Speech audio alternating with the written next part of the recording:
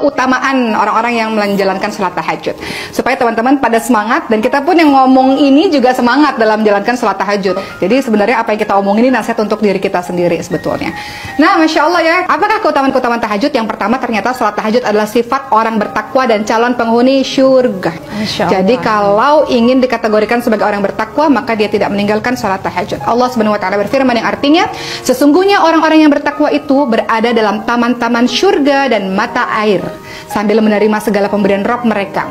Sesungguhnya mereka sebelum itu di dunia adalah orang-orang yang berbuat kebaikan. Di dunia mereka sedikit sekali tidur di waktu malam, dan selalu memohon ampun di waktu pagi sebelum fajar. Dalam surah Az-Zariyat ayat 15-18. Jadi di sini Allah Subhanahu wa Ta'ala menginformasikan kepada kita semua, orang bertakwa yang mendapatkan syurga sedikit waktu tidurnya di waktu malam, banyak bangun untuk minta ampun kepada Allah Subhanahu wa Ta'ala. Yang kedua, keutamaan tahajud adalah tidak sama antara orang yang sholat malam dengan orang yang tidak sholat malam. Allah Subhanahu wa Ta'ala berfirman yang artinya, adakah sama orang-orang yang mengetahui dengan orang-orang yang tidak mengetahui?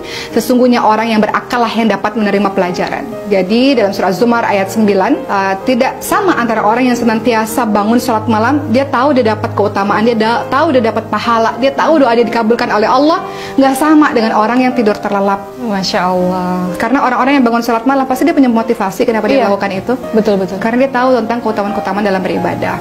Ketiga, keutamaan dari sholat tahajud adalah sebaik-baik sunnah. Seperti yang kita ketahui bahwa sebaik-baik puasa adalah puasa di bulan suci Ramadan. Kemudian sebaik-baik sholat setelah sholat wajib adalah sholat malam. Jadi setelah sholat wajib ternyata yang afdal adalah qiyamul lail, menghidupkan malam.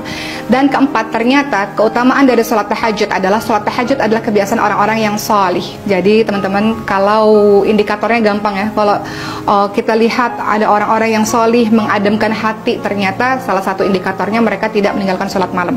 Kemudian keutamaan sholat tahajud yang kelima adalah sebaik-baik orang adalah orang yang melaksanakan sholat tahajud, sebagaimana Rasulullah SAW bersabda, sebaik-baik orang adalah Abdullah. Maksudnya di sini adalah Ibnu Umar, seandainya ia mau melaksanakan sholat malam.